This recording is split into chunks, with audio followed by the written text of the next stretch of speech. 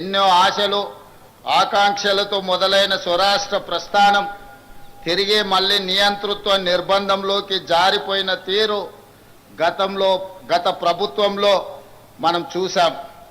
నాటి సాయుధ పోరాట స్ఫూర్తితో నిన్నటి నియంతృత్వ పాలనను ఓడించి ప్రజాపాలనను తెచ్చుకున్నాం. అందుకే డిసెంబర్ 7, 2023 కూడా ఒక చారిత్రాత్మక సందర్భంగా భవిష్యత్ తరాలకు గుర్తుండిపోతుందని నేను భావిస్తున్నాను. 77 ఏళ్ల తెలంగాణ ప్రస్థానాన్ని, పోరాట చరిత్రను, ఇక్కడ ఉద్భవించిన ఉద్యమాల సరళిని సంపూర్ణంగా అకలింపు చేసుకొని ప్రజల ఆకాంక్షలను అర్థం చేసుకొని మేము ఈరోజు పరిపాలన చేస్తున్నాం. అహంకారపు ఆలోచనలు, బంధు ప్రీతి, అశ్రిత పక్షపాతానికి మా పాలనలో తావు లేదు. కష్టమైన నష్టమైన ప్రజలతో పంచుకుంటున్నాం. ప్రజల ఆకాంక్షలు, వారి ఆలోచననే ప్రామాణికంగా నిర్ణయాలు తీసుకుంటున్నాం. తీసుకున్న నిర్ణయాలలో మంచి చెడు విశ్లేషించే అవకాశాలను ఇస్తున్నాం. తప్పులుంటే దిద్దుకుంటున్నాం. మంచి చేయడమే బాధ్యతగా మేము భావిస్తున్నాం. అభివృద్ధిలో ప్రపంచంతో పోటీ పడాలన్న తపనతో పని చేస్తున్నాం. ప్రతి పేదవాడి ముఖంలో ఆనందమే లక్ష్యంగా సంక్షేమ పథకాలను, సంక్షేమ చరిత్రను తిరగరాస్తున్నాం. 7 దశాబ్దాలుగా తెలంగాణ ఆశిస్తున్న స్వేచ్ఛ, సామాజిక న్యాయం, సమాన అవకాశాలు మా ప్రభుత్వ ప్రాథమిక ఎజెండా. ఏ సామాజిక లక్ష్యాల కోసం తెలంగాణ తపించిందో, ఏ సమానత్వ సాధన కోసం మన గడ్డపై ఉద్యమాలు జరిగాయో, ఈ పవిత్ర లక్ష్య సాధననే మా ప్రాధాన్యత. అభివృద్ధిలోనే కాదు, స్వేచ్ఛ, సమాన అవకాశాలు, సామాజిక న్యాయం విషయంలో కూడా తెలంగాణ దేశానికి ఒక రోల్ మోడల్గా ఉంటుంది అని ఈ సందర్భంగా నేను తెలియజేస్తున్నాను. అదేవిధంగా మిత్రులారా, విద్యనే మన విజయానికి వజ్రాయుధమని నేను బలంగా విశ్వసిస్తున్నాను. ప్రపంచ స్థాయి అవకాశాలను అందుకోవడమే కాదు, శాసించే స్థాయి తెలంగాణ యువతకు రావాలి. దానికి విద్యనే ఒక మంచి మార్గం. అందుకే గొప్ప విజన్తో యంగ్ ఇండియా ఇంటిగ్రేటెడ్ రెసిడెన్షియల్ స్కూల్స్ని మనం ఆలోచన చేసి ప్రారంభించుకున్నాం. ఈరోజు నేను చెబుతున్నాను, భవిష్యత్తులో తెలంగాణ విద్యా వ్యవస్థలో విప్లవాత్మక మార్పులకు ఈ స్కూళ్ళు కేంద్రాలుగా మారబోతున్నాయి. విద్యపై మేము చేస్తున్న వ్యయం ఖర్చు కాదు, భవిష్యత్ తెలంగాణకు పెట్టుబడిగా మేము భావిస్తున్నాం. తెలంగాణ బిడ్డలు అన్ని రంగాల్లో రాణించాలనేదే మా ఆలోచన. అందుకే విద్యతో పాటు క్రీడలకు ప్రాధాన్యత ఇస్తున్నాం. ఇన్నోవేషన్కు పెద్దపీట వేస్తున్నాం. Young India sports university, young India skills university, young India police school రేపటి తెలంగాణ భవితకు భరోసా కేంద్రాలుగా మారుతాయి. రేపటి తరాన్ని యాచకులుగా కాదు, స్వీయ శక్తిమంతులుగా మార్చాలన్న సంకల్పంతో పని చేస్తున్నాం. దీనికి అనుగుణంగా రాష్ట్ర విద్యా పాలసీని త్వరలో తీసుకురాబోతున్నాం. ఈనాడు తెలంగాణ రాష్ట్రంలో తెలంగాణ ఎడ్యుకేషన్ పాలసీని తీసుకురావడానికి ఒక కమిటీని నియమించి తెలంగాణ భవిష్యత్ అవసరాలను, అదేవిధంగా ప్రపంచ చిత్రపటంలో తెలంగాణ యువత యొక్క ప్రాధాన్యతను పెంచడానికి ఈరోజు మా ప్రభుత్వం లక్ష్యంగా పని చేస్తుంది. మిత్రులారా, మీకందరికీ తెలుసు, భూమి కోసం, భుక్తి కోసం, వ్యక్తి చాకిరి విముక్తి కోసం చాకలి ఐలమ్మ, మల్లు స్వరాజ్యం, ఆరుట్ల కమలాదేవి వంటి తెలంగాణ వీర వనితలు పోరాటంలో ముందుండి నాయకత్వ పటిమను చాటారు. ఆ నాయకత్వ వారసత్వాన్ని పునికి పుచ్చుకొని నేడు ప్రజాప్రభుత్వంలో మన ఆడబిడ్డల విజయగాథలను దేశానికి ఆదర్శంగా నిలుస్తున్నాయి. మహిళా ఉన్నతి, తెలంగాణ ప్రగతి నినాదంతో కోటి మంది ఆడబిడ్డలను కోటీశ్వరులుగా చేయాలన్న లక్ష్యంతో మేము చేపడుతున్న కార్యక్రమాలు సత్ఫలితాలను ఇస్తున్నాయి. ఇందిరా మహిళా శక్తి పాలసీలో భాగంగా నారాయణపేట జిల్లాలో మహిళా సమైక్య ఆధ్వర్యంలో ఏర్పాటు చేసిన పెట్రోల్ బంకు ద్వారా 6 నెలల్లో 15,50,000 రూపాయల లాభం ఆర్జించి అవకాశం ఇస్తే అద్భుతాలు చేయగలరని మా ఆడబిడ్డలు ఈనాడు నిరూపించడం జరిగింది. డ్వాక్రా మహిళా సంఘాలు ఉత్పత్తులను విక్రయించేందుకు ప్రత్యేకంగా ఏర్పాటు చేసిన ఖమ్మం మహిళా మార్ట్ విజయవంతంగా నడుస్తుంది. రాష్ట్రంలో మరికొన్ని మహిళా మార్టులను ఏర్పాటు చేయాలని మా ప్రభుత్వం ఆలోచన చేస్తున్నది. అదేవిధంగా మిత్రులారా, ఆహార ధాన్యాల కొరత నుండి ఆహార సమృద్ధి సాధన వరకు ఈ దేశంలో వ్యవసాయ రంగానికి ప్రాధాన్యత ఇచ్చి రైతును రాజును చేసిన చరిత్ర కాంగ్రెస్ ప్రభుత్వాలది. హరిత విప్లవం నుండి ఉచిత విద్యుత్తు వరకు, రుణమాఫీ నుండి రైతు భరోసా వరకు రైతుల కోసం మనం రూపొందించిన సంక్షేమ పథకాలు ఎప్పటికప్పుడు కొత్త చరిత్రను సృష్టిస్తున్నాయి. ఆ వారసత్వాన్ని ప్రజా ప్రభుత్వం కూడా మరింత గొప్పగా కొనసాగిస్తుంది. రాష్ట్రంలో 25,35,000 మంది రైతులకు 20,616 కోట్ల రూపాయల రైతు రుణమాఫీ చేసి రుణ విముక్తులను చేసిన రాష్ట్రము దేశంలోనే తెలంగాణ మొట్టమొదటిది. మాఫీ ఈ దేశంలో ఏ రాష్ట్రం చేయని విధంగా రైతులను ఆదుకునే ప్రయత్నం మా ప్రభుత్వం చేస్తున్నది.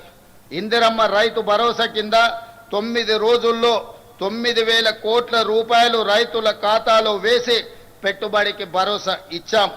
ఆర్థిక పరిస్థితి సహకరించకపోయినా రైతుల సంక్షేమ విషయంలో రాజీ పడలేదు. కేవలం ఏడాది కాలంలో 1,04,000 కోట్ల రూపాయల రైతు ప్రయోజనాలపై ఖర్చు చేసిన ప్రభుత్వం ఈ దేశంలో మరొకటి లేదు. 7,178 కొనుగోలు కేంద్రాలను ఏర్పాటు చేసి రైతుల వద్ద చివరి గింజ వరకు ధాన్యం కొంటున్నాం. ధాన్యం కొనుగోలు చేసిన 48 గంటల్లోనే రైతుల ఖాతాలో జమ చేస్తున్నాం. సన్నాలకు క్వింటాల్కు 500 రూపాయల బోనస్ ఇస్తున్నాం. రాష్ట్రంలో 29 లక్షల వ్యవసాయ మోటార్లకు 24 గంటల ఉచిత విద్యుత్తు అందిస్తున్నాం. దీనికోసం రాష్ట్ర ప్రభుత్వం 16,691 కోట్ల రూపాయల సబ్సిడీని విద్యుత్ సంస్థలకు చెల్లిస్తున్నాం. గత ఏడాది 2,90,2.90 కోట్ల టన్నుల ధాన్యం ఉత్పత్తిలో దేశానికే తెలంగాణ ఆదర్శంగా నిలిచింది. ఈ ఏడాది 2,80,00,000 మెట్రిక్ టన్నుల ధాన్యం ఉత్పత్తిలోనే దేశం అగ్రస్థానంలో నిలిచింది. అదేవిధంగా మిత్రులారా, ప్రజా ప్రభుత్వం తొలి 20 నెలల్లోనే ఎలాంటి వివాదాలకు ఆస్కారం లేకుండా సుమారు 60,000 ప్రభుత్వ ఉద్యోగాల భర్తీ చేశాం. పోటీ పరీక్షల నిర్వహణలో అత్యంత పారదర్శకతతో వేగంగా ఫలితాలు వెల్లడించి నియామక పత్రాలు అందించాం. ఈ దేశ పరిపాలన వ్యవస్థలో తెలంగాణ భాగస్వామ్యం ఉండాలి. అందుకే అఖిల భారత సర్వీసులకు వెళ్ళాలని కోరుకునే తెలంగాణ బిడ్డల కోసం ప్రభుత్వం అండగా నిలుస్తుంది. రాజీవ్ గాంధీ సివిల్స్ అభయ హస్తం ద్వారా 1,00,000 రూపాయల ఆర్థిక సహాయాన్ని ఈ నిరుద్యోగ యువకులకు అందిస్తున్నాం. సివిల్స్ మెయిన్స్కి ఎంపికైన 180 మందికి తెలంగాణ అభ్యర్థులకు ఆగస్టు 11న ఈ ఆర్థిక సహాయాన్ని అందించాం. మెయిన్స్కి ఎంపికైన వారికే కాక ఇంటర్వ్యూకి ఎంపికైన అభ్యర్థులకు 1,00,000 రూపాయల సహాయాన్ని అందిస్తున్నాం. ఢిల్లీలో వసతి ఏర్పాటు చేస్తున్నాం. ఇలా ఆర్థిక సహాయం పొందిన వారిలో ఇప్పటి వరకు 10 మంది అఖిల భారత సర్వీసులకు ఎంపిక కావడం తెలంగాణకు గర్వకారణం. మా ప్రభుత్వం చేస్తున్న ప్రయత్నాలు సత్ఫలితాలను అందిస్తున్నాయని నేను భావిస్తున్నాను. అదేవిధంగా మిత్రులారా, భూ పోరాటాల చరిత్రనే తెలంగాణ చరిత్ర. గత ప్రభుత్వం తెచ్చిన ధరణి కారణంగా తెలంగాణ రెవెన్యూ వ్యవస్థ మొత్తం అస్తావ్యస్తమైపోయింది. తమ దోపిడీకి అడ్డుగా ఉన్నారనే రెవెన్యూ ఉద్యోగులను సిబ్బందిని దొంగలుగా దోపిడీదారులుగా చిత్రీకరించి గత పాలకులు ముద్ర వేశారు. ప్రజా ప్రభుత్వం వచ్చాక ఆ పరిస్థితిని చక్కదిద్ది రెవెన్యూ ఉద్యోగులకు ఆత్మ గౌరవాన్ని ఇచ్చి ప్రజలకు సమర్థవంతంగా సేవలు అందించే దిశగా వారిని ప్రోత్సహిస్తున్నాం. అందులో భాగంగానే భూభారతి చట్టం తెచ్చాం. క్షేత్రస్థాయిలో ఈ చట్టాన్ని సమర్థవంతంగా అమలు చేసేందుకు ఇటీవలనే 5,000 మంది గ్రామ పాలన అధికారులను నియమించడం జరిగింది. వాళ్ళు నిజాయితీగా ప్రజలకు సేవలు అందించి గ్రామీణ రెవెన్యూ వ్యవస్థను తిరిగి పునర్నిర్మిస్తారన్న విశ్వాసం, నమ్మకం మా ప్రభుత్వానికి సంపూర్ణంగా ఉన్నది. ఈరోజు సాదా బైనామాలు కావచ్చు, భూభారతికి సంబంధించిన సమస్యలు కావచ్చు, ఈ గ్రామ పాలన అధికారులు ప్రజలకు చేరువై ఈ సమస్యల్ని పరిష్కరించాలని మా ప్రజా ప్రభుత్వం భావిస్తున్నది. అదేవిధంగా ఇందిరమ్మ ఇళ్ల నిర్మాణాలు గ్రామాలలో పేదల ఆత్మ గౌరవానికి ప్రతీకలు. కొత్తగూడెం జిల్లా అశ్వరావుపేట నియోజకవర్గంలోని బెండాలపాడు గ్రామంలో ఇందిరమ్మ ఇండ్ల గృహ ప్రవేశ మహోత్సవంలో పాల్గొన్నప్పుడు ఆ పేదల కళ్ళల్లో చూసిన ఆనందం నాకెనలేని సంతృప్తిని, సంతోషాన్ని అందించింది. తొలి విడతగా 22,500 కోట్ల రూపాయలతో ప్రతి నియోజకవర్గంలో 3,500 ఇందిరమ్మ ఇల్లు లేని పేదవాళ్లకు అందించడం ద్వారా వాటికి సంబంధించి డబ్బుల చెల్లింపులు కూడా గ్రీన్ ఛానల్ ద్వారా నిర్మించుకున్న పని జరిగిన మరుక్షణమే ఆ పేదలకు నిధులను విడుదల చేస్తూ ఈనాడు పేదల యొక్క ఆత్మగౌరవాన్ని పెంచడానికి మా ప్రజా ప్రభుత్వం ప్రయత్నం చేస్తున్నదనడానికి నేను చెప్పడానికి సంతోషిస్తున్నాను. అదేవిధంగా మిత్రులారా, తెలంగాణ అంటే దేశానికి ఆదర్శంగా నిలిచిన అన్నదాతలే కాదు, పేదలకు ఆకలి తీర్చే సన్న బియ్యం పథకం కూడా. సన్న బియ్య సంక్షేమ పథకానికి ఈరోజు కేర్ ఆఫ్ అడ్రస్ తెలంగాణ రాష్ట్రం. దేశంలోనే మరే రాష్ట్రంలో ఇటువంటి పథకం లేదు. రాష్ట్రంలోని 3,10,00,000 మంది పేదలకు సన్న బియ్యం అందించడం ద్వారా ఆత్మగౌరవంతో బ్రతికి ఆ సన్న బియ్యంతోనే తమ సంటి పిల్లలకు తినిపించే పరిస్థితి, ఒక ఆరోగ్యవంతమైన తెలంగాణను, ఆత్మగౌరవంతో కూడుకున్న తెలంగాణను ఈరోజు పేద ప్రజానికానికి అందించడానికి ప్రజా ప్రభుత్వం ప్రయత్నం చేస్తున్నదని చెప్పడానికి నేను సంతోషిస్తున్నాను. అదేవిధంగా మిత్రులారా, కృష్ణానది జలాలు, గోదావరి నదీ జలాలకు సంబంధించి ఈనాడు జరుగుతున్న చరిత్ర మీకందరికీ తెలుసు. ఈ 2 నదులు తెలంగాణ జీవ నదులు. ఆ నదుల్లో మనకు హక్కుగా దక్కాల్సిన నీటి వాటాలపై రాజీ పడేది లేదు. గత పాలకుల తప్పులను సరిదిద్ది ప్రతి చుక్క నీటిపై పక్కా హక్కులు సాధించే దిశగా కృష్ణా జలాల విషయంలో న్యాయ పోరాటానికి తెలంగాణ ప్రభుత్వం సిద్ధమవుతున్నది. ఇటీవలే మన ఇంజనీర్లకు, న్యాయ నిపుణులకు స్పష్టమైన దిశ నిర్దేశం రాష్ట్ర ప్రభుత్వం చేయడం జరిగింది. కృష్ణా జలాలలో తెలంగాణకు న్యాయంగా రావాల్సిన, ముఖ్యంగా నికర జలాలు, వరద జలాలు, మిగులు జలాలు మొత్తం కలిపితే తెలంగాణకు రావాల్సింది 904 టీఎంసీల నీళ్లు. ఈ 904 టీఎంసీల నీళ్లను సాధించడానికి కృష్ణా ట్రిబ్యునల్ ముందు తెలంగాణ తరఫున పక్కాగా బలమైన వాదన వినిపించడానికి అవసరమైన సూచనలను, సలహాలను సాగునీటి పారుదల శాఖ మంత్రితో పాటు మేమే స్వయంగా సమీక్షించి వాళ్లకు సూచనలు చేయడం జరిగింది. అందుకే ఈరోజు తెలంగాణ రాష్ట్రానికి కృష్ణా నదీ జలాలలో రావాల్సిన వాట కోసము ఈ ప్రభుత్వం పక్కా ప్రణాళికతో పక్కడ్బందీగా ప్రయత్నం చేసి మనకు రావాల్సిన వాటాను సాధించుకుంటామని నేను ఈ సందర్భంగా తెలియజేస్తున్నాను. అదేవిధంగా ఈరోజు 2027 ఎస్ఎల్బిసి టన్నెల్ ఆనాడు మొదలుపెట్టి వివిధ కారణాల చేత ఆగిపోయింది. ఈరోజు ఎస్ఎల్బిసి టన్నెల్ పూర్తి చేస్తే కృష్ణానది జలాలలో మన వాటాలను వినియోగించడమే కాదు, నల్గొండ జిల్లాలో ఉన్న ఫ్లోరైడ్ సమస్యను పరిష్కరించడమే కాకుండా 3,60,000 ఎకరాలకు సాగునీరును అందించి నల్గొండ జిల్లాను పట్టి పీడిస్తున్న ఫ్లోరైడ్ సమస్యను పరిష్కరించడానికి ఎస్ఎల్బిసి టన్నెల్ పూర్తి చేయాలి.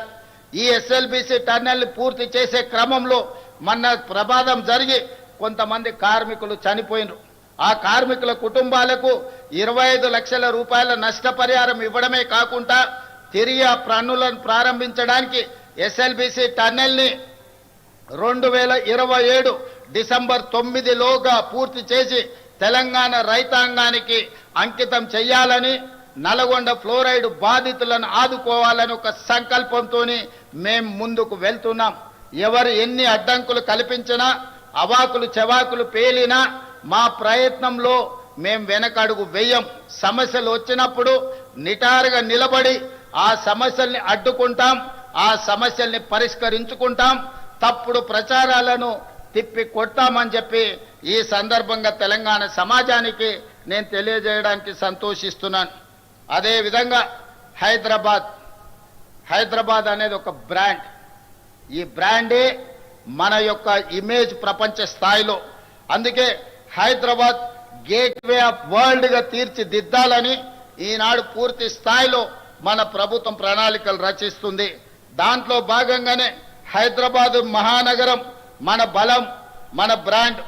ఈ బ్రాండ్ను భవిష్యత్తులో ప్రపంచ వేదికపై సగర్వంగా నిలబెట్టే దీర్ఘకాలిక ప్రణాళికలను రచిస్తున్నాం. 2035 నాటికి తెలంగాణ $1 ట్రిలియన్ ఎకానమీగా, 2047 నాటికి $3 ట్రిలియన్ ఎకానమీగా ఎదగాలన్నదే తెలంగాణ ప్రభుత్వం యొక్క లక్ష్యం. అది సాధించిన నాడు భారతదేశానికే కాదు ప్రపంచానికే హైదరాబాద్ గేట్వేగా మారుతుంది. ఆ దిశగా మొత్తం రాష్ట్రానికి మేము మాస్టర్ ప్లాన్ తయారు చేస్తున్నాం. అంతర్జాతీయ ప్రమాణాలతో కూడిన మౌలిక సదుపాయాలతో హైదరాబాద్ తెలంగాణ ఉండాలన్నది మా ప్రభుత్వం యొక్క సంకల్పం. రోడ్లు, విద్యుత్తు, అదేవిధంగా రవాణా సదుపాయాలు, మురుగునీటి పారుదల, వాతావరణ స్వచ్ఛత, ఇలా అన్ని కోణాల్లో అత్యంత స్వచ్ఛమైన సుఖమైన జీవన ప్రమాణాలతో కూడిన నగరంగా హైదరాబాదును మార్చాలని మేము ప్రయత్నం చేస్తున్నాం. ఈ దశగా ఇప్పటికే ప్రభుత్వం చేస్తున్న ప్రయత్నాలు సత్ఫలితాలను అందిస్తున్నాయి. 1,00,000 కోట్ల అంతర్జాతీయ పెట్టుబడులకు హైదరాబాదు కేర్ ఆఫ్ అడ్రస్గా మారుతుంది. గ్లోబల్ కేపబిలిటీ సెంటర్లకు హబ్గా మారుతుంది. హైదరాబాదు నగరానికి వచ్చే 100 ఏళ్ల తాగునీటి అవసరాలకు శాశ్వత పరిష్కారంగా గోదావరి జలాలను తీసుకువస్తున్నాం. దీనికోసం 7,360 కోట్ల రూపాయలతో గోదావరి 2వ దశ 3వ దశ పనులను ఇటీవలనే ప్రారంభించుకున్నామని తెలియజేయడానికి నేను సంతోషిస్తున్నాను. హైదరాబాద్ బ్రాండ్ ఇమేజ్ని పెంచేలా మూసీ పునరుజ్జీవన ప్రాజెక్టు, గాంధీ సరోవర్ ప్రాజెక్టులు ఉండబోతున్నాయి. ఈనాడు దేశంలో గుజరాత్ సబర్మతి సరోవర్ రివర్ ఫ్రంట్ని, ఢిల్లీ గంగానది రివర్ ఫ్రంట్ని, ఉత్తరప్రదేశ్ యమునా నది రివర్ ఫ్రంట్, గంగా నది ఉత్తరప్రదేశ్లో, యమునా నది ఢిల్లీలో రివర్ ఫ్రంట్లుగా అక్కడి ప్రభుత్వాలు ప్రక్షాళన చేస్తున్నాయి. గుజరాత్తో, ఢిల్లీతో, ఉత్తరప్రదేశ్తో పోటీ పడి తెలంగాణ రాష్ట్రం మన మూసీ నది ప్రక్షాళన చేసి హైదరాబాద్ ఒక సుందరమైన నగరమే కాదు, వాతావరణ కాలుష్యానికి దూరంగా అభివృద్ధి చెందిన నగరంగా తీర్చిదిద్దడానికి ఈనాడు ప్రణాళికలు సిద్ధం చేస్తున్నాం. ఈ ప్రణాళికలతో ముందుకు వెళ్తున్న సందర్భంలో ఎదురైతున్న ఛాలెంజ్లను పరిష్కరించుకుంటూ మూసీ పరివాహక ప్రాంతంలో నిరుపేదలు అత్యంత కష్టమైన జీవితాన్ని గడుపుతున్నారు. నిన్నగాక మొన్న కురిసిన అత్యధిక వర్షాలు, క్లౌడ్ బస్ట్ వల్ల పేదల జీవితాలు అతలాకుతలమే కాదు, పేదలు మూసీ నదిలో కొట్టుకుపోయినారు. దీనికి ప్రధానమైన కారణం ఎక్కడ నివసించడానికి అవకాశం లేక హైదరాబాదు నగరంలో జీవనాధారం కోసం వచ్చిన వివిధ ప్రాంతాల వాళ్ళు మూసీ పరివాహక ప్రాంతంలో గుడిసెలేసుకొని జీవనం సాగిస్తున్నారు. ఈ గతంలో జరిగిన తప్పిదాల వల్ల ఈనాడు ఆ పేదల జీవితం దుర్భరమైంది. ప్రజలు కొట్టుకొని పోతున్నారు మూసీ నదిలో. అందుకే ఆలోచన చేసి మూసీ పరివాహక ప్రాంతంలో ఉన్న పేదలకు మంచి జీవన ప్రమాణాలు కల్పించే అభివృద్ధిని చేయడమే కాదు, మూసీ పరివాహక ప్రాంతాన్ని కూడా అద్భుతంగా తీర్చిదిద్ది ఒక ఆర్థిక వ్యవస్థగా, ఒక నైట్ ఎకానమీ, హైదరాబాదు నగరం రోజంతా పనిచేస్తే మూసీ రివర్ ఫ్రంట్ మొత్తం రాత్రి మొత్తం సాయంత్రం 7 గంటల నుంచి ఉదయం 6 గంటల వరకు అక్కడ ఆర్థిక వ్యవస్థను బలోపేతం చేసి అక్కడ వ్యాపార పారిశ్రామిక కార్యక్రమాలను నిరంతరం జరిగే విధంగా ప్రభుత్వం అనుమతులు ఇవ్వడం ద్వారా తెలంగాణ రాష్ట్ర ఆర్థిక వ్యవస్థను పెంపొందించడమే కాదు, తెలంగాణ నిరుద్యోగ యువతకు ఉద్యోగ ఉపాధి అవకాశాలు అక్కడ వస్తాయి. అందుకే ఈరోజు తెలంగాణ రాష్ట్ర ప్రభుత్వం మూసీ నది ప్రక్షాళన, మూసీ నది పరివాహక ప్రాంతంలో అభివృద్ధి కార్యక్రమాలు, ఈ అభివృద్ధి కార్యక్రమాల వల్ల నిరుద్యోగ యువకులకు ఉద్యోగ ఉపాధి అవకాశాలు కల్పించడమే కాకుండా రాష్ట్రానికి ఒక సైకిల్ కొత్త ఆర్థిక వ్యవస్థను అందిస్తాం. ఈ రోజు ఉదయం 6-7 గంటల నుంచి రాత్రి 9 గంటల వరకే మన వ్యాపార కార్యక్రమాలు జరుగుతున్నాయి. కానీ మూసీ నది పరివాహక ప్రాంతంలో రాత్రి మొత్తం ఆర్థిక వ్యవస్థ నడిచే విధంగా ప్రతి వాళ్ళు ఏమి కావాలన్నా అక్కడ నుంచి పొందవచ్చు, ప్రతి వాళ్ళు అక్కడికి వెళ్ళొచ్చు. ప్రపంచ పర్యాటకులను ఆకర్షించే విధంగా మూసీ నది పరివాహక ప్రాంతాన్ని ఈ రోజు అభివృద్ధి చేస్తాం. ఇదే కాదు, హిందువులకు సంబంధించిన దేవాలయం కావచ్చు, ముస్లిం సోదరులకు సంబంధించిన మసీదు కావచ్చు, సిక్కు సోదరులకు సంబంధించిన గురుద్వారా కావచ్చు, క్రిస్టియన్ సోదరులకు సంబంధించిన చర్చిలు కావచ్చు, ఈ నదీ పరివాహక ప్రాంతంలో మత సామరస్యంతో కూడుకున్న గొప్ప కట్టడాలను కట్టడం ద్వారా ప్రపంచ పర్యాటకులను ఆకర్షించి ఈ ప్రాంతాన్ని అభివృద్ధి చేయాలన్న ఆలోచన చేయడమే కాకుండా తెలంగాణ వైతాళికులు, తెలంగాణ చరిత్రకు, తెలంగాణ పోరాటాలకు ప్రతీకలైన గొప్ప వ్యక్తుల యొక్క అక్కడ విగ్రహాలు పెట్టుకోవడం ద్వారా ప్రపంచ పర్యాటకులకు తెలంగాణ చరిత్రను అందించడానికి ఈ మూసీ నది పరివాహక ప్రాంతాన్ని ఈరోజు అభివృద్ధి చేయబోతున్నాం. ఈనాడు హైదరాబాద్ చార్మినార్ ప్రాంతంలో వెళ్తే కాలు తీసి కాలు పెట్టలేని పరిస్థితి. ఉస్మానియా ఆసుపత్రికి వెళ్తే ఆ దుర్గంధంతో మనం చనిపోయే పరిస్థితులు ఉన్నాయి. వీటన్నిటిలో మార్పు రావాలి. ఈ మార్పు తెలంగాణ అభివృద్ధిలో భాగస్వామ్యం కావాలి. వీటి కోసం నా ప్రభుత్వం నిరంతరం ప్రయత్నం చేస్తుంది. ఈ ప్రయత్నంలో ఒడిదుడుకులు వచ్చినా నిటారుగా నిలబడి అడ్డుకుంటాం, అభివృద్ధిని ముందుకు తీసుకువెళ్తాం. భవిష్యత్ తరాలకు మూసీ నది పరివాహక ప్రాంతం ప్రపంచానికే ఆదర్శంగా నిలబడే విధంగా ఈనాడు ప్రభుత్వం ప్రణాళికలు రచిస్తుంది. తొందరలోనే ఈ ప్రణాళికలను కార్యక్రమాలను ప్రారంభించుకుంటాం. డిసెంబర్ 9, 2025 లోపల ఈ ప్రణాళిక కార్యక్రమాలను ప్రారంభించుకుంటామని తెలియజేయడానికి నేను సంతోషపడుతున్నాను. అదేవిధంగా ORR పై తలపెట్టిన గేట్వే ఆఫ్ హైదరాబాద్ గొప్ప స్వాగత తోరణంగా నిలుస్తుంది. 24,000 కోట్ల రూపాయల అంచనాతో మెట్రో 2వ దశ విస్తరణ ప్రాజెక్టును చేపట్టబోతున్నాం. ఇప్పటికే 69 కిలోమీటర్లు ఉన్న మెట్రో మార్గానికి అదనంగా 2వ దశలో 77 కిలోమీటర్ల మేర మెట్రో రైలును నిర్మించాలనే ప్రయత్నాలు చేస్తున్నాం. తొందరలోనే మెట్రో విస్తరణ పనులను కూడా ప్రారంభించుకుంటామని తెలియజేస్తున్నాను. అదేవిధంగా మిత్రులారా, తెలంగాణ ప్రాంతం పోరాటాలకు వేదిక, తెలంగాణ ప్రాంతం త్యాగాలకు వేదిక, తెలంగాణ ప్రాంతం అమరవీరులకు ఒక ప్రతీక. అలాంటి తెలంగాణ ప్రాంతాన్ని ఈనాడు మత్తు మహమ్మారి, గంజాయి కావచ్చు, డ్రగ్స్ కావచ్చు, తెలంగాణ యువతను పట్టి పీడిస్తున్నది. ఇది నా సమస్య, మీ సమస్య, ప్రతి పేదవాడి సమస్య. ధనవంతులు, శ్రీమంతులు లేదా విలాసవంతమైన జీవితం గడుపుతున్న వాళ్ళే ఈ గంజాయి డ్రగ్స్ బారిన పడడం లేదు.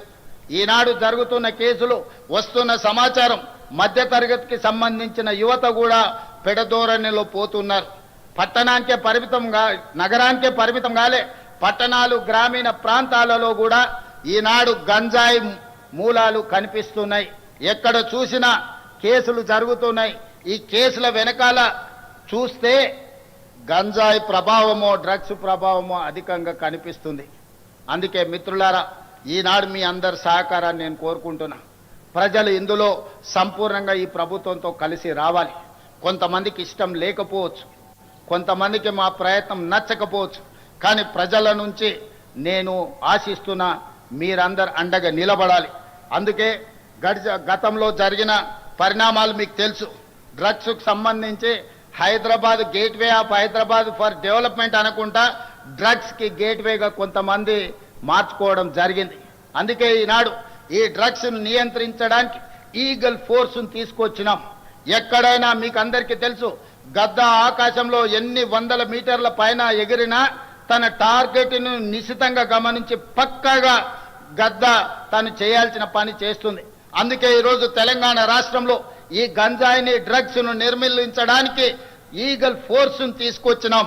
ఇది భవిష్యత్తులో తెలంగాణ యువతను సరైన దారిలో పెట్టడానికి, ఈ డ్రగ్స్ గంజాయి వ్యాపారాలు చేసే వాళ్ళను నిర్మూలించడం కోసం ఈనాడు ఈ వ్యవస్థను మనం ఏర్పాటు చేసుకోవడం జరిగింది. కొంతమందికి నచ్చకపోవచ్చు, అయినా ఇందులో వెనుకడుగు వెయ్యాలన్న ఆలోచన లేదు. మొన్న జరిగిన ప్రపంచ దేశాలలో 138 దేశాలు ఈ గంజాయి డ్రగ్స్ నిర్మూలన మీద ఒక పోటీ జరిగింది. దాంట్లో Hyderabad police world police summit WPS 2025లో డ్రగ్ కంట్రోల్ కేటగిరీలో మన హైదరాబాద్ నార్కోటిక్ ఎన్ఫోర్స్మెంట్ వింగ్ ప్రథమ బహుమతి సాధించింది. 138 దేశాలలో గంజాయి డ్రగ్స్ ను నియంత్రించడంలో పోలీస్ వ్యవస్థల మధ్యలో పోటీ జరిగితే హైదరాబాద్ నగర పోలీస్ వ్యవస్థ ప్రపంచంలోనే ప్రథమ స్థానంలో నిలబడ్డది. అంటే ఈరోజు మా ప్రభుత్వం గంజాయి డ్రగ్స్ ను నియంత్రించడానికి ఏ రకంగా మన పోలీస్ వ్యవస్థ ప్రయత్నం చేస్తుందో మీరందరూ గమనించాలి. కాబట్టి మిత్రులారా, ఈరోజు గంజాయి డ్రగ్స్ కి సంబంధించి ఎంత పెద్దవారు ఉన్నా, ఎవరు బంధువులున్నా, ఎవరు మిత్రులున్నా, ఎవరిని ఈ ప్రభుత్వం వదలదు. వాళ్ళ పట్ల కఠినంగా వ్యవహరిస్తుంది. రాజకీయాలలో వాళ్ళకు హోదాలు ఉండొచ్చు, ఆ హోదాలలో ఉన్న వాళ్ళకు బంధువులు ఉండొచ్చు, ఆ బంధువులకు ఫామ్ హౌజులు ఉండొచ్చు. కానీ ఫామ్ హౌజులు డ్రగ్స్కో గంజాయికో కేంద్రాలుగా మారి ఇలాంటి వాటిని ప్రోత్సహిస్తామంటే ఫామ్ హౌజుల్లోనే కాదు, బొక్కలో దాచుకున్న మా పోలీస్ వ్యవస్థ లాక్కొచ్చి మరి కటకటాల వెనకాల వేస్తుంది. ఇతర దేశాల నుంచి కొంతమంది ఇక్కడికి వచ్చి శాశ్వతంగా ఇక్కడనే స్థిర నివాసం ఏర్పరచుకొని ఈ వ్యాపారాలను కూడా చేస్తుండ్రు. మా పోలీస్ వ్యవస్థ వాళ్ళ పట్ల కూడా ప్రత్యేకమైన నిఘా పెట్టింది. ఖచ్చితంగా వాళ్ళందరిని కూడా పట్టుకుంటాం, వాళ్ళందరినీ కటకటాల వెనకాల తోసేస్తాం. ఈ తెలంగాణ రాష్ట్రాన్ని గంజాయి డ్రగ్స్ రహిత రాష్ట్రంగా, దేశంలోనే ఆదర్శమైన రాష్ట్రంగా తీర్చిదిద్దడానికి మన వ్యవస్థలు అన్నీ పనిచేస్తున్నాయి. మీరందరూ సహకరించాలి. తల్లిదండ్రులందరూ కూడా ఆలోచన చెయ్యాలి. మనం ఎంత కష్టపడి జీవితంలో ఎన్ని విజయాలు సాధించినా, ఎన్ని ఆస్తులు అంతస్తులు కూడబెట్టినా, మన పిల్లలు వ్యసన పరులై గంజాయికో డ్రగ్స్కో బానిసలైతే మన బాధ ఏ విధంగా ఉంటుందో ఒకసారి ఆలోచన చేయండి. ఈరోజు ఈ ప్రభుత్వం చేస్తున్న చిత్తశుద్ధితో కూడుకున్న ఈ ప్రయత్నాన్ని రాజకీయాలకు అతీతంగా, వ్యక్తిగతమైన దేశాలకు అతీతంగా ఈ ప్రభుత్వానికి సహకరించాల్సిన అవసరం ఉన్నది. ఈ విషయంలో వితండవాదం చేయడం కానీ, ప్రభుత్వం చేస్తున్న ప్రయత్నాలను తప్పుపట్టే వాళ్లను తెలంగాణ సమాజం బహిష్కరించాలి. ఈ దేశంలో, ఈ రాష్ట్రంలో గంజాయి కానీ డ్రగ్స్ కానీ ఆనవాళ్లు ఉండొద్దు. ఈ తెలంగాణ రాష్ట్రం పోరాటాలకు వేదిక, త్యాగాలకు పునాదులు. ఈడ అమరవీరులు గొప్ప త్యాగాలు చేసిన చరిత్ర ఉన్నది. ఈ చరిత్ర కాలగర్భంలో కలిసిపోకూడదు. ఈ గంజాయి డ్రగ్స్ బ్యాచ్ను వదలకూడదు. వాళ్ళ పట్ల కఠినంగా వ్యవహరిస్తామని చెప్పి నేను ఈ సందర్భంగా 4 కోట్ల తెలంగాణ ప్రజలకు నేను మాట ఇస్తున్నాను. అదేవిధంగా మిత్రులారా, తెలంగాణ రైజింగ్ 2047 ఏ గ్రామమైనా, ఏ జిల్లా అయినా, ఏ రాష్ట్రమైనా, ఏ దేశమైనా, ఏ సంస్థ అయినా పక్కా ప్రణాళికలను పకడ్బందీగా తయారు చేసుకొని వాటిని అమలు చేసుకుంటూ ముందుకు వెళితే విజయాలు సాధించడం పెద్ద విషయం కాదు. ఆ విధమైన ప్రణాళికల కోసమే తెలంగాణ రాష్ట్ర ప్రభుత్వం తెలంగాణ రైజింగ్ 2047 విజన్ డాక్యుమెంట్ను పూర్తి చేసుకుంటున్నాం. 2047కి దేశానికి స్వతంత్రం వచ్చి 100 సంవత్సరాలు పూర్తి చేసుకోబోతున్నాం. 100 సంవత్సరాల స్వతంత్ర భారతదేశంలో ఈ దేశమే కాదు, తెలంగాణ రాష్ట్రం ఏ విధంగా ప్రపంచంతో పోటీ పడి అభివృద్ధి జరిగిందో ఒక నమూనాగా తెలంగాణను తీర్చిదిద్దాలని భవిష్యత్ తరాలకు ఒక విజన్ డాక్యుమెంట్ ఇవ్వాలని ఈనాడు తెలంగాణ రాష్ట్ర ప్రభుత్వము ప్రయత్నం చేస్తున్నది. ఈ రాష్ట్ర ప్రభుత్వం చేస్తున్న ప్రయత్నం తెలంగాణ రైజింగ్ 2047 విజన్ డాక్యుమెంట్ని డిసెంబర్ 9, 2025 నాడు తెలంగాణ జాతికి అంకితం చేయడం జరుగుతుంది అని చెప్పి నేను ఈ సందర్భంగా మిత్రులందరికీ సవినయంగా తెలియజేస్తున్నాను. అదేవిధంగా మిత్రులారా, ఈ పాలసీ డాక్యుమెంటే తెలంగాణ ఆర్థిక వ్యవస్థకు అభివృద్ధికి ఒక గేమ్ చేంజర్గా మారుతుంది. అందుకే ఈనాడు మేధావులు తెలంగాణ అభివృద్ధిలో భాగస్వాములు కావాలనుకున్న వాళ్ళు ఈ ప్రభుత్వానికి సూచనలు సలహాలు ఇవ్వండి, మీ అనుభవాన్ని తెలంగాణ కోసం వినియోగించండి. ఈ తెలంగాణ రాష్ట్రం చేసే ప్రణాళిక తెలంగాణ రైజింగ్ 2047 విజన్ డాక్యుమెంట్ ఈ దేశానికి ఆదర్శంగా నిలబడాలి. ఈరోజు నీతి ఆయోగ్ కావచ్చు, ప్రధానమంత్రి సమావేశాలలో తెలంగాణ రాష్ట్ర ప్రభుత్వం తరఫున నేను మా ఉప ముఖ్యమంత్రి గారు ఈ అంశాలను ప్రస్తావించినప్పుడు కేంద్ర ప్రభుత్వం కూడా ఆసక్తిగా వినడం జరిగింది. మా ప్రణాళికలకు సహకరించడానికి కూడా మాట ఇవ్వడం జరిగింది. అందుకే ఈరోజు మనం రచించుకోబోయే తెలంగాణ రైజింగ్ 2047 రాబోయే 100 సంవత్సరాలకు అభివృద్ధి నమూనాగా పక్కా ప్రణాళికతో ముందుకు వస్తున్నాం. ఈ ప్రణాళిక తెలంగాణ ముఖ చిత్రాన్ని మార్చబోతుంది. ఈ ప్రణాళికనే తెలంగాణ నిరుద్యోగ యువతకు ఉజ్వల భవిష్యత్తును అందించబోతుంది అని చెప్పి నేను ఈ సందర్భంగా తెలియజేస్తున్నాను మిత్రులారా. అదేవిధంగా ఇందులో భాగంగానే భారత్ ఫ్యూచర్ సిటీ ఈరోజు 400 సంవత్సరాల ముందు కులీ కుతుబ్ షాహీలు, నిజాం సర్కారులు, అదేవిధంగా బ్రిటిషర్సు, అదేవిధంగా ఉమ్మడి రాష్ట్రంలో ఆనాటి ముఖ్యమంత్రులు ఈరోజు హైదరాబాద్ను, సికింద్రాబాద్ను, సైబరాబాద్ను నిర్మించడం జరిగింది. ఈరోజు మన అవసరాలు పెరిగిపోయినాయి. ఈరోజు ఉన్న వ్యవస్థ, ఈ ఉన్న మొత్తం మనకున్న సిస్టమ్ అంతా కూడా సరిపోవడం లేదు. అందుకే ఈరోజు తెలంగాణ రాష్ట్ర ప్రభుత్వం పూర్తి స్థాయిలో ఆలోచన చేసి ఒక గొప్ప నగరాన్ని నిర్మించాలి, అది భారత్కే ఒక ఫ్యూచర్ సిటీగా, ఒక భవిష్యత్తు నగరంగా ఉండాలని ఆలోచన చేసి శంషాబాద్ ఎయిర్పోర్ట్కు కూతవేటు దూరంలో ఈనాడు భారత్ ఫ్యూచర్ సిటీని ప్రణాళికలు చేస్తున్నాం. దాదాపుగా 30,000 ఎకరాలలో ప్రపంచంలోనే ఒక అభివృద్ధి చెందిన నగరంగా ఈరోజు కొత్త నగరాన్ని నిర్మించుకోబోతున్నాం. దీనికి కూడా తొందరలోనే పనులు ప్రారంభిస్తాం. వాటన్నిటి కూడా ప్రణాళికలు సిద్ధమైనాయి. కొంతమంది అక్కడి ప్రాంత రైతులను, ఆ ప్రాంత ప్రజలను రెచ్చగొట్టాలన్న ఆలోచన చేస్తారు. వాళ్ళు చేయనిది ఇతరులు ఎవరు చేసినా వాళ్ళ యొక్క అక్కసు, అసూయ వాళ్ళ మాటల్లో కనిపిస్తుంది. ఇలాంటి వాటిని తిప్పికొట్టాలి. ఒక గొప్ప నగరాన్ని నిర్మించుకునే అవకాశం ఈ తెలంగాణ రాష్ట్ర ప్రజలకు దక్కింది. అందుకే భారత్ ఫ్యూచర్ సిటీ నిర్మాణంలో ఆ ప్రాంత రైతులు కానీ, ఆ ప్రాంత ప్రజాప్రతినిధులు అందరూ కలిసి రావాలి. వాళ్ళందరికీ అవగాహన కల్పించే కార్యక్రమాన్ని కూడా రాష్ట్ర ప్రభుత్వం తీసుకుంటుంది. రేపు భవిష్యత్ ఆ నగరం ప్రపంచానికే వేదిక కాబోతుంది. పెట్టుబడులకు కానీ, సాంకేతిక నైపుణ్యాన్ని కానీ, అభివృద్ధి ప్రణాళికలకు అదొక వేదిక కాబోతుంది. ఇది తెలంగాణ రాష్ట్ర ఆదాయాన్ని పెంచడమే కాకుండా తెలంగాణ రాష్ట్రాన్ని ఆర్థిక రంగంలో నిలదొక్కునేలా చేసి ఒక ధనిక రాష్ట్రంగా తెలంగాణను తీర్చిదిద్దే అవకాశం ఉంది. దానికి కూడా మీరందరి సహకారం ఉండాలి, ప్రజలకు అవగాహన కల్పించాలి అని చెప్పి మన వాళ్ళందరినీ, ప్రజాప్రతినిధులను, ప్రజా సంఘాలను కూడా నేను రిక్వెస్ట్ చేస్తున్నాను. దానికి రీజనల్ రింగ్ రోడ్డు అభివృద్ధికి రాచమార్గంగా బారబోతుంది. ఈరోజు 160 కిలోమీటర్ల ఔటర్ రింగ్ రోడ్డు ఈరోజు మనకింత అభివృద్ధి తెచ్చిపెట్టింది. ఈనాడు రీజనల్ రింగ్ రోడ్డు ప్రతిపాదన కేంద్ర ప్రభుత్వం దాదాపుగా ఆమోదించింది. రీజనల్ రింగ్ రోడ్డు 360 కిలోమీటర్లు రాబోతుంది. రీజనల్ రింగ్ రోడ్డుతో పాటు రీజనల్ రింగ్ రైలు ప్రణాళికలు కూడా కేంద్ర ప్రభుత్వం దాదాపుగా ఆమోదించింది. అదేవిధంగా ఈ రోజు రీజనల్ రింగ్ రోడ్డుకి, ఔటర్ రింగ్ రోడ్డు నుంచి రీజనల్ రింగ్ రోడ్డుకి మధ్యలో మనం రేడియల్ రోడ్స్ వేసుకోబోతున్నాం కొత్తగా. ఈరోజు హైదరాబాద్ కానీ, బెంగళూరు రోడ్డు కానీ, లేకపోతే ముంబై రోడ్డు కానీ ఆల్రెడీ గ్రామాలు, పట్టణాలు అభివృద్ధి చెందినాయి.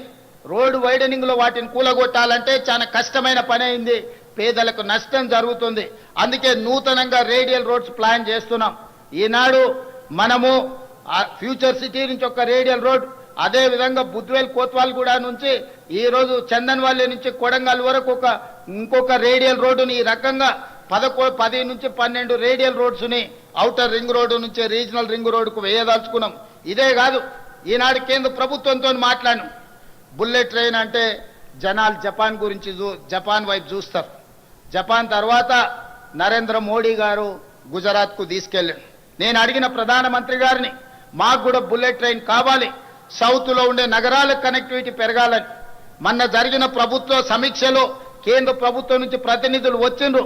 ఈనాడు ఫ్యూచర్ సిటీ నుంచి అమరావతి నుంచి చెన్నైకి బుల్లెట్ ట్రైన్, అదేవిధంగా ఫ్యూచర్ సిటీ నుంచి బెంగళూరుకు బుల్లెట్ ట్రైన్, బెంగళూరు నుంచి చెన్నైకి బుల్లెట్ ట్రైన్ ప్రతిపాదనలు ఈరోజు మన ముందు ఉన్నాయి. భవిష్యత్తులో ఎక్స్ప్రెస్ గ్రీన్ ఫీల్డ్ హైవేలే కాదు, వాటితో పాటు బుల్లెట్ ట్రైన్ కూడా ఈరోజు మనకు రాబోతుంది. ఇవన్నీ కూడా గ్రోత్ ఇంజన్లుగా మారబోతున్నాయి. అందుకే మనకు ఈరోజు తెలంగాణ అభివృద్ధి ప్రణాళిక ఒక గొప్పగా మనం ప్రయత్నం చేస్తున్నాం. వీటన్నిటిలో మీ అందరి సహకారం ఉండాలి. జపాన్, సింగపూర్ లాంటి దేశాలు అభివృద్ధి చెందినాయని మాట్లాడుతున్నాం. అభివృద్ధి చెందడానికి ప్రధానమైన కారణం నాయకుల యొక్క సంకల్పం, ప్రభుత్వాల యొక్క ప్రణాళిక.